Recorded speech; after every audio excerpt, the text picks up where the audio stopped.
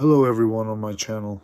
In this video, today's video will be a detailed response to one of my subscribers' comments where I picked an L-bore lock using this kind of pick, and he's specifically curious about exactly how I managed to carefully press the pins when the tip itself is wide. This will be a step-by-step demonstration of the process. Basically, I think instead of explaining it in messages, I'd rather show how I do it. And maybe this video will be helpful to someone. So, it appears that it seems like the pins are visible.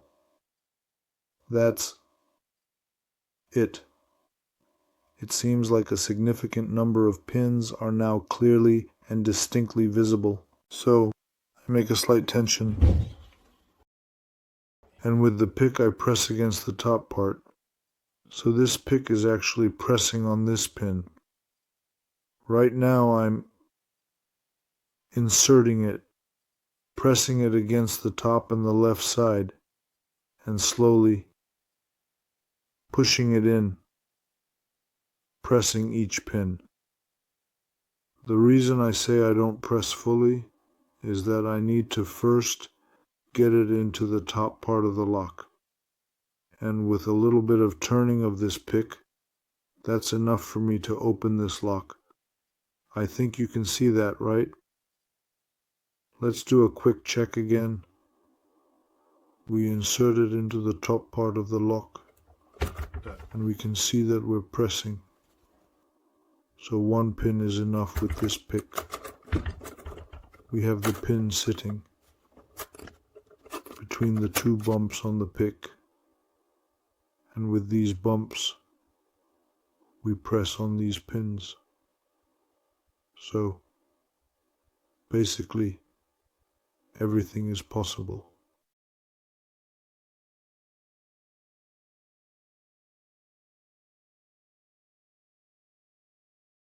And with these bumps, we carefully and precisely press on those pins in order to achieve the desired effect with great attention. So basically everything is possible.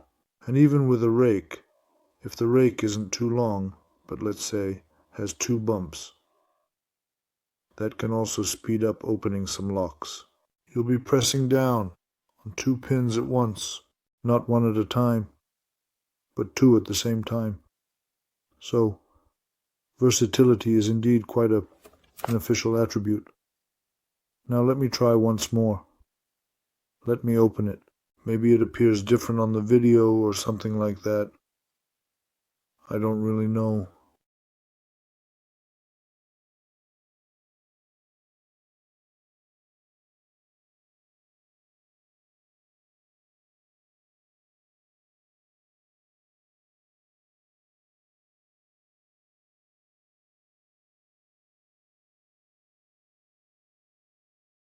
I can already feel a stuck pin, and now I can't turn it.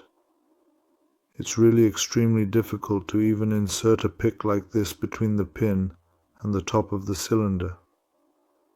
It doesn't fit in freely, so I have to lower the pins very little by little. And that's how I can lower each pin with this pick, even though the tip is this wide. Let's see. So if you liked the video, make sure to subscribe, give it a thumbs up, and leave your comments. Take care. All the best.